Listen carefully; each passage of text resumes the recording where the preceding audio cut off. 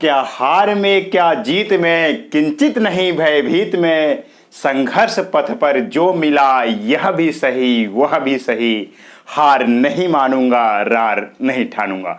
आइए दोस्तों, आज हम लोग भारतीय संविधान के भाग 3 मूल अधिकार, मौलिक अधिकार और फंडामेंटल राइट की बात करते हैं, जो कि भारतीय संविधान के भाग 3 में इसका उल्लेख किया गया है। और कौन कौन से मूल अधिकार हैं, कितने मूल अधिकार हैं, उसकी चर्चा होगी और किस किस अनुच्छेद के मध्य इसको रखा गया है। अगर इसकी ग्रहण की बात किया जाए, जैसे कि आप लोगों को मालूम होगा कि भारतीय संविधान कई सारे देशों के संविधान से प्रावधानों को ग्रहण करके बनाया गया है, तो उसी में जो मूल अधिकार आता है, जो भाग 3 है, यूएसए के संविधान से, यूनाइटेड स्टेट ऑफ अमेरिका के संविधान से हमारे देश में उसको ग्रहण किया गया है, जो कि अनुच्छेद 12 से लेके 35 के मध्य उसके सारे प्रावधान को बताए गए हैं। अगर अधिकार की बात करें तो अनुच्छेद 14 से लेके 32 के मध्य उसके अधिकार बताए गए हैं, जो कि उसके कहते हैं मूल अधिकार। हम लोग आइए देखते हैं भाग 3। भाग 3 मूल अधिकार। मूल अधिकार या मौलिक अधिकार।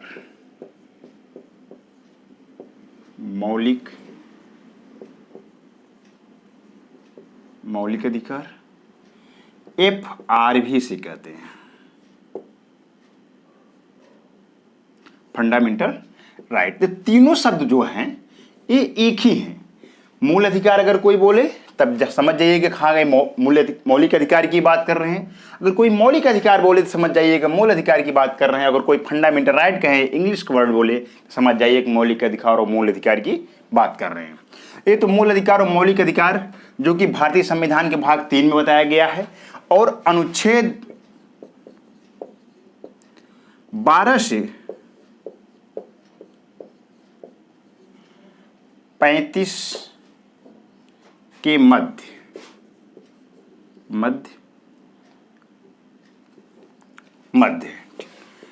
अनुच्छेद 12 से 35 के मध्य इसके प्रावधान बताए गए हैं। अगर अधिकार की बात करें तो जो अधिकार चालू होता है यह अनुच्छेद 14 से 32 तक अधिकार चालू होते हैं, अनुच्छेद 14 से 32 तक। और बताया गया है अनुच्छेद 12 से 35 के मध्य में मूल अधिकार, मौलिक अधिकार या फंडामेंटल राइट। ये कहां से आया है? यूएसए से आया है। यूएसए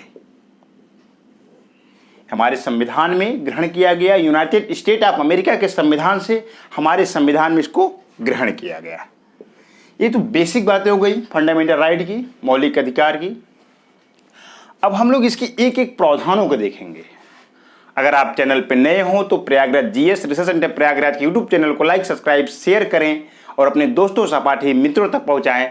और Prayagraj GS research centre Prayagraj का एप्लीकेशन बन चुका है, ऐप बन चुका है, जो कि प्ले स्टोर पे आपको मिलेगा। आप उसको इंस्टॉल करें और उसमें सारे कोर्सों को लॉन्च कर दिया गया है, उसका आप पूरा भरपूर फायदा उठाएं। आइए अच्छा हम लोग बात करते हैं अनुच्छेद 12 से। शुरू से बात करते हैं हम लोग कि अनुच्छेद 12 में कौन कौन से प्रावधान बताए गए हैं, उसकी बात देखेंगे कि अनुच्छेद 12 में क्या क्या कौन कौन सी चीज़ों को बताया गया है। और इम्पॉर्टेंट है, 12 और 13 से क्वेश्चन अक्सर आते हैं, खासतौर की जो यूपीएसआई के स्टूडेंट्स हैं, यूपी दरोगा की जो तैयारी कर रहे हैं, उनके लिए ज़्यादा इंपॉर्टेंस है। और यूपीएससी और यूपीपीसीएस प्री में यहाँ से क्वेश्चन खूब पूछे जाते हैं। हालांकि यह भाग ही पूरा इंपॉर्टेंट है, मौलिक अधिकार, मूल अधिकार, फंडामेंटल राइट, यहाँ से हर एग्जाम में क्वेश्चन आते हैं। पर कुछ अनुच्छेद ऐसे होते हैं कि वहाँ से कि आयोग वहाँ से क्वेश्चन उठाता ही उठाता है, तो उसी की चर्चा करते हैं हम लोग। अनुच्छेद 12 की बात करते हैं। अनुच्छेद 12, इसमें राज्य की परिभाषा की बात किया गया है। राज्य की परिभाषा, राज्य की परिभाषा, इसमें राज्य के अंतर्गत जो राज्य शब्द है इसको समझना जरूरी है। राज्य के अंतर्गत भारत और भारत की संसद आए कि कौन कौन सी चीजें आएंगी उसकी बात करेंगे हम लोग। भारत और भारत की संसद, भारत की संसद, भारत सरकार हम लोग यहां कह सकते हैं, भारत सरकार और भारत की संसद, राज्य सरकार,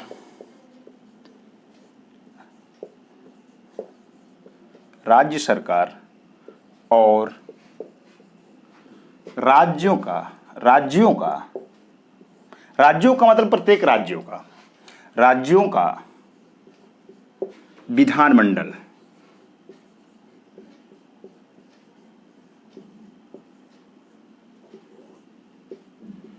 राज्यों का विधान मंडल, और इसके अंतर्गत स्थानीय व अन्य प्राधिकारी भी आते हैं। भारत सरकार के नियंत्रण के अधीन, भारत सरकार के नियंत्रण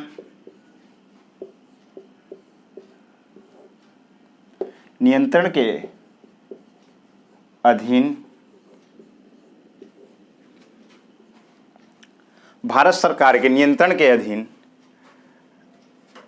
सभी स्थानीय और अन्य प्राधिकारी, सभी स्थानीय और अन्य प्राधिकारी, ये राज्य शब्द के अंतर्गत आएंगे, इसको ध्यान में रखिएगा। इसमें अगर आप पूछा जाए कि भारतीय संविधान के अनुच्छेद 12 में किसकी बात की गई है, राज्य का उल्लेख कहाँ किया गया है, राज्य की परिभाषा की बात किया जाए तो आप इसको बताइएगा कि अनुच्छेद 12 में, जो कि मूल अधिकार के अंतर्गत आता है, और उसी में राज्य शब्द की परिभाषा की बात किया गया है। और राज्य के दायरे में भारत की सरकार, भारत की संसद और राज्य सरकार और राज्यों का विधानमंडल, राज्यों की सरकार यहाँ कह सकते हैं, यहाँ राज्यों भी कह सकते हैं क्योंकि प्रत्येक राज्य की बात किया गया है। राज्यों की सरकार, राज्यों की सरकार और राज्यों का विधानमंडल या राज्यों का विधानमंडल, इसकी बात किया गया है। और भारत सरकार के नियंत्रण के अधीन, भारत सरकार के नियंत्रण के अधीन सभी स्थानीय व अन्य प्राधिकारी ये राज्य के दायरे में आएंगे, राज्य के अंतर्गत आएंगे। इसको एक बार आप लोग अच्छे से देख लीजिएगा, बहुत इंपॉर्टेंट क्वेश्चन है, यहाँ से क्वेश्चन आता है। अब हम लोग इसी क्रम में अनुच्छेद 13 की बात करेंगे कि अनुच्छेद 13 में कौन कौन सी बातों को बताया गया है। और अनुच्छेद 13 की अगर हम लोग बात करते हैं तो अनुच्छेद 13 में बताया गया है कि मूल अधिकार से असंगत कुछ विधियां ऐसी भी हैं जो कि मूल अधिकार से असंगत वाली विधियों की चर्चा अनुच्छेद 13 में बताया गया है। इसका सब क्लास है, अनुच्छेद 13 क ख ग करके है, या उसको हम लोग अनुच्छेद 13 ABC भी कह सकते हैं। आप लिख करके सब सारी चीज़ें हैं, उसको देखते हैं कौन कौन सी बातें बताई गई हैं अनुच्छेद 13 के अंतर्गत, उसको हम लोग ध्यानपूर्वक देखते हैं। अनुच्छेद 13 की अगर बात करें, अनुच्छेद 13 मूल अधिकारों से असंगत या उनका अल्पीकरण करने वाली विधियां, मूल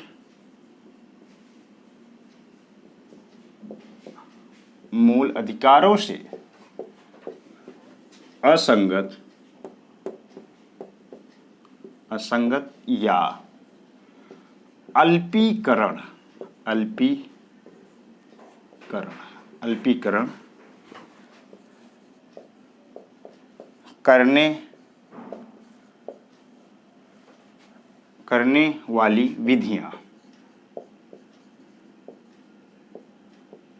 अल्पीकरण करने वाली विधियां मूल अधिकारों से असंगत या उनका अल्पीकरण करने वाली विधियां, ये तो बात इसमें हो गई।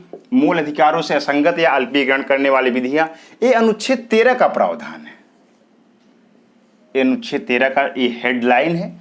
अब इसके बीच में जो सब क्लास है हम लोग उसकी चर्चा करेंगे। सब क्लास की बात करें तो अनुच्छेद 13(1) की बात करते हैं। अनुच्छेद 13 क भी कह सकते हैं या इसी को अनुच्छेद 13A भी कह सकते हैं। ठीक, अब हम लोग अनुच्छेद 13A की बात करेंगे। अनुच्छेद 13A कहता है संविधान के पूर्व की विधियां, संविधान की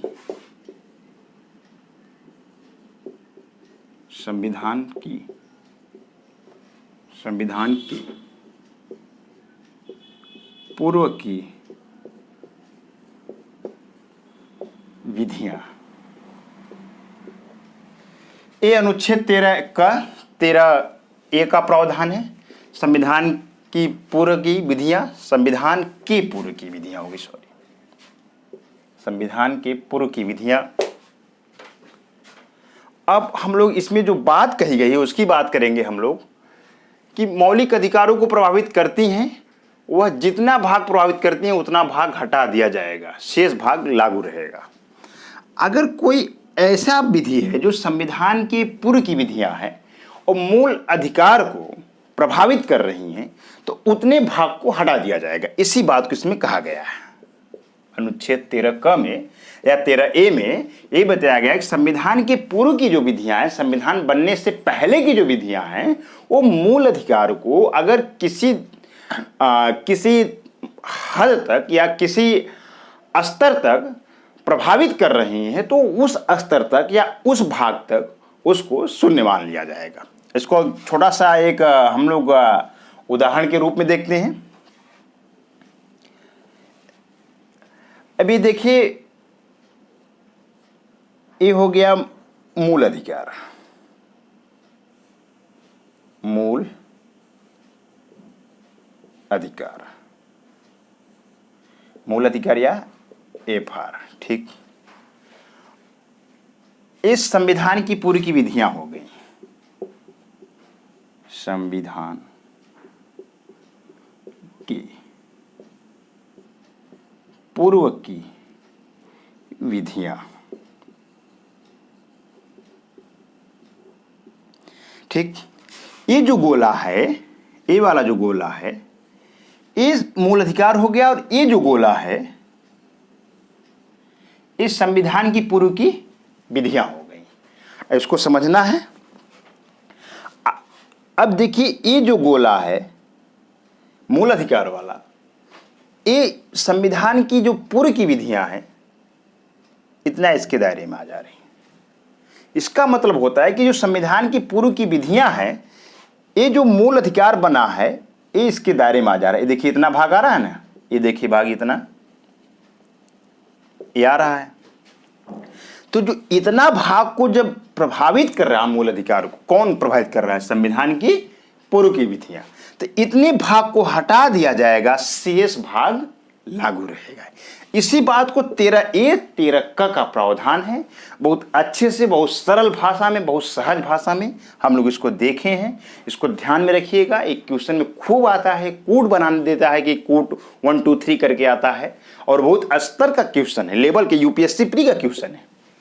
IAS प्री, UPSC प्री और आपके UPPCS प्री मेंस में क्वेश्चन सब आए वहाँ का है। हालांकि वनडे एग्जाम में पूछे जा सकते हैं क्योंकि हर एग्जामों का स्तर धीरे धीरे बढ़ता जा रहा है। आयोग के क्वेश्चन अब वनडे एग्जाम से पूछे जा रहे हैं, ग्रुप C और ग्रुप D के एग्जाम में पूछे जा रहे हैं आयोग के क्वेश्चन। तो इसलिए अपना नॉलेज को जितना बेहतर हो उतना बेहतर बनाएं आप। अब ये चीज़ें हैं। अच्छा, इसको आच्छादित कर दिया। आज ये जो इतना भाग है ये आच्छादित,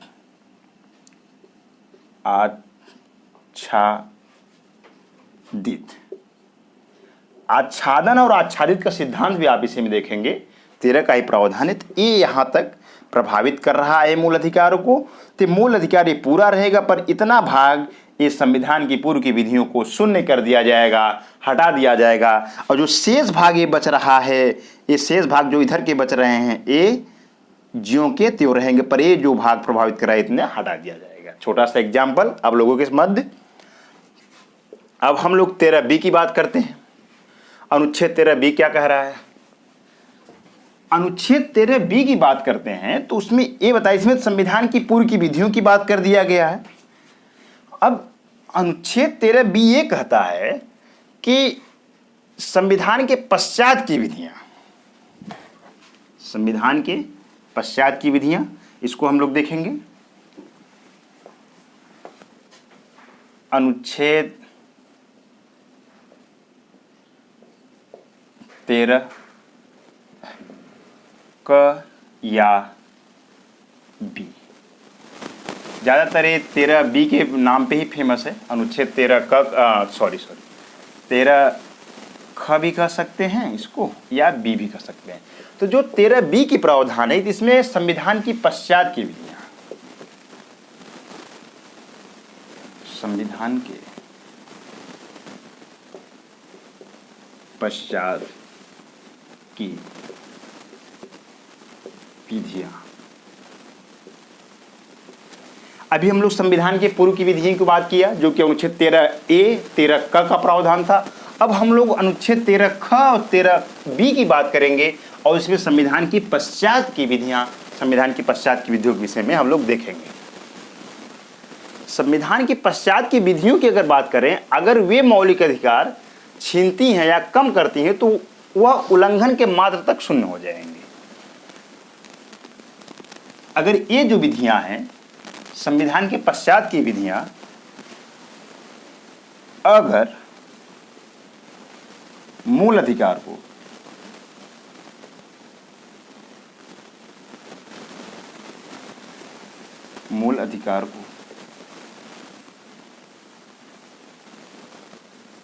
छीनती हैं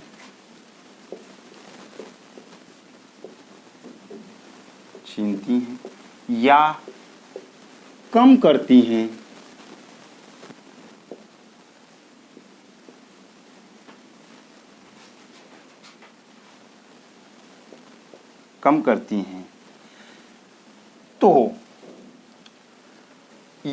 करती हैं तो वह उल्लंघन के मात्र तक शून्य हो जाएंगे। तो वह उल्लंघन के मात्र तक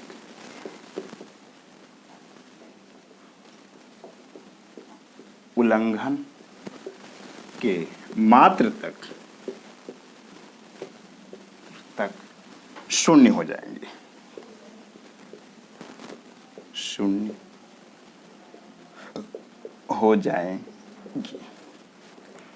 अब हम लोग इसको देखते हैं। अनुच्छेद 13 ख 13B का प्रावधान संविधान के पश्चात की विधियां, और इसमें कहा गया अगर मूल अधिकार को छीनती हैं या कम करती हैं तो वह उल्लंघन के मात्र तक शून्य हो जाएंगी। इसकी बात किया जा रहा है। अब हम लोग इसको भी देख लेते हैं, एक छोटा सा बास्क बना के। देखिए 2 बास्क हो गया। ये हो जाएगा मूल अधिकार,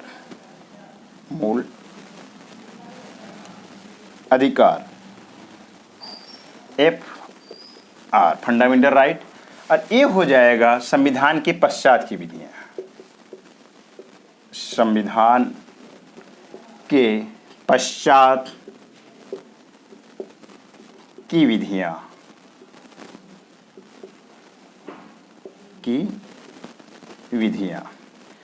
ये हो गया। अब यहाँ ये देखेंगे एक चीज आप, 2 गोले हैं। पहला गोला मूल अधिकार हो गया और जो दूसरा वाला गोला हो संविधान के पश्चात की विधियां हो गई। अब ये देखिए, ये फंडामेंटल राइट को FR मतलब मूल अधिकार को ये प्रभावित कर रहा है इतना। तो जो इतनी जो विधियां हैं ये शून्य हो जाएंगी, संविधान के पश्चात की विधियां, और ये पूरा गोला ज्यों का त्यों रहेगा। और परंतु ये जो इतना भाग है जो प्रभावित कर रहा है ये शून्य हो जाएगा। बस इसी चीज को समझना था। जैसे हम लोग अनुच्छेद 13 क में देखें, 13A में देखा गया। ये तो 13B का प्रावधान हो गया। अब हम लोग इसी के साथ में 13C की भी बात कर लेते हैं, इंपॉर्टेंट है, और उसमें देखते हैं कौन कौन से प्रावधान बताए गए हैं। अनुच्छेद 13 ग या सी, 13 ग या सी विधि शब्द के अंतर्गत क्या क्या आएगा, अगर इसको देखते हैं हम लोग। इसमें इस बात को बताया गया है कि विधि शब्द के अंतर्गत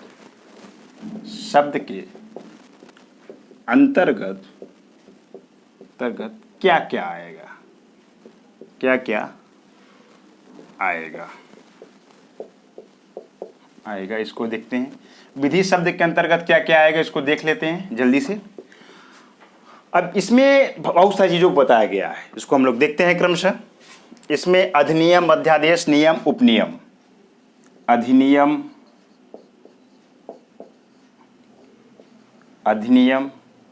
अध्यादेश,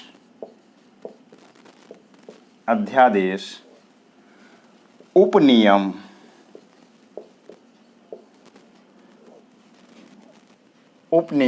नियम,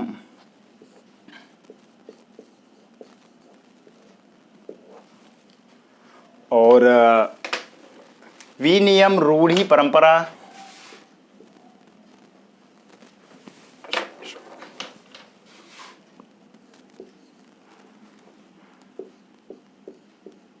विनियम, रूढ़ि, परंपरा,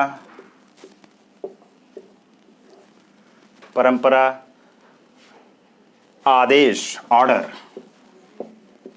आदेश, ये सब सारी चीजें विधि के अंतर्गत आती हैं।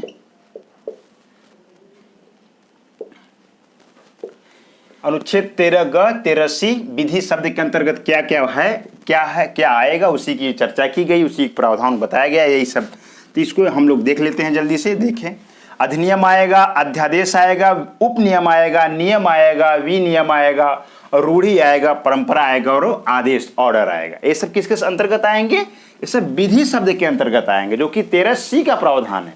ठीक, अब हम लोग अनुच्छेद 14 से जो हमारे अधिकार चालू हो रहे हैं, अनुच्छेद 14, 15, 16, 17, 18, सीधे हम लोग चलेंगे आगे, जो कि समता का अधिकार है। अनुच्छेद 14 से लेकर 18 के बीच में बताया गया है। अब हम लोग अगली क्लास में उसको देखेंगे, अच्छे से पढ़ेंगे। अगर आप चैनल पर नए हों तो चैनल को लाइक, सब्सक्राइब, शेयर करें, अपने दोस्तों, सहपाठी मित्रों तक पहुँचाएँ, और Prayagraj GS research centre Prayagraj के एप्लीकेशन को, ऐप को इंस्टॉल कर लें प्ले स्टोर पर जाके, और जो भी उसमें बहुत सारी कोर्सें लॉन्च की गई हैं, आप उसका पूरा फायदा उठाएं और अपने दोस्तों मित्रों तक भी पहुंचाएं इस बात को। ये तो आज हम लोगों ने अनुच्छेद 13 तक की बात कर लिया। अब हम लोग अगली क्लास में रेगुलर चलेंगे।